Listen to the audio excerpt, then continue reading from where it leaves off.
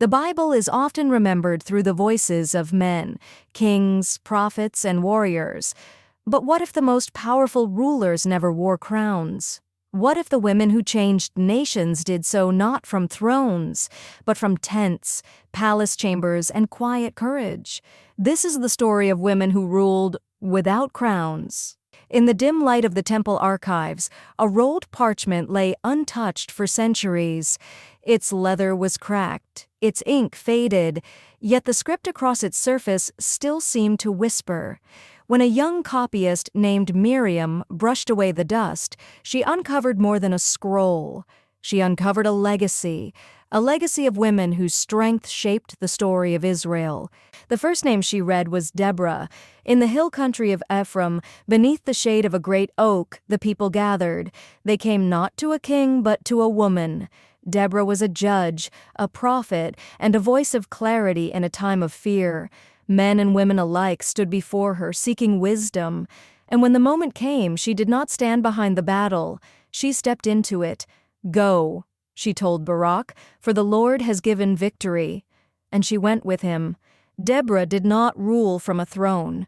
She ruled from obedience, wisdom, and unwavering faith. The scroll turned and the tone shifted. A tent stood alone on the edge of a battlefield. Inside, a woman named Jael welcomed a fleeing commander. Sisera, the general who had oppressed Israel for 20 years, believed he had found refuge. He had chariots, he had armies, he had power. But in that quiet tent, all his strength meant nothing. Jael acted with boldness that few could imagine, and through her courage, an enemy who had terrorized a nation was brought to an end. She held no title, no crown. Yet her action changed the course of a nation. Miriam's fingers traced the next passage. Now the setting was a palace, golden pillars, silk garments, and a queen who carried a secret. Her name was Esther. She lived between two worlds, royalty and identity. When a decree threatened her people, silence was no longer an option. To speak could mean death. To remain silent could mean destruction. So she stepped forward.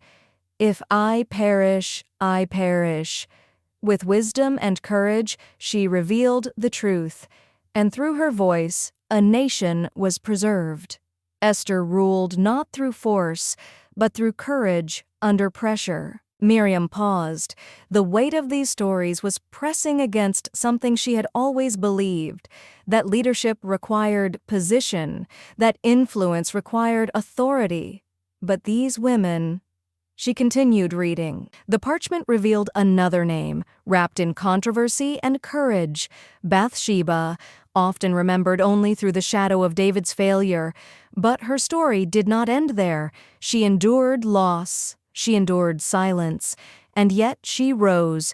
When the kingdom stood on uncertain ground, Bathsheba did not remain silent. She reminded David of his vow. She spoke for her son when others tried to take what was promised, and when Solomon rose to power, the influence of a mother who had endured much was quietly present. She ruled not in public, but in the quiet places where a mother's voice shapes a king. The final story carried the scent of distant lands. A queen journeyed across deserts carrying questions. The Queen of Sheba. She came not for conquest, but for understanding. She sought wisdom. She sought truth. And when she encountered Solomon, their exchange was not one of power, but of insight. She returned home changed, not by force, but by revelation. Her rule extended beyond borders, beyond territory, into the minds and hearts of her people. Miriam slowly rolled the parchment closed. Her hands trembled, not from fear, but from recognition.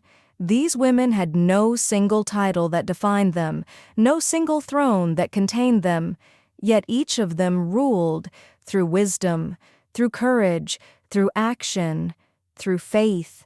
History remembers kings, but heaven remembers obedience. And the story of Israel was not written by men alone. It was shaped by women who stood when it mattered most, women who spoke when silence was safer, women who acted when hesitation was easier. Their story is not a footnote, it is a foundation, and even now, their legacy still speaks. And so the scroll was closed, but the story was not, because the voices of Deborah, Jael, Esther, Bathsheba, and the Queen of Sheba were never meant to remain hidden. They were carried through generations, through whispers, through lives transformed by their courage. And now, the story rests with us, to remember, to learn, and to live with the same quiet strength, because sometimes the most powerful voices in history were never the loudest. They were the ones who stood when it mattered most, beyond the pulpit. This is Women Called by God TV. Lift me higher every time I call, through every season. I will trust your voice.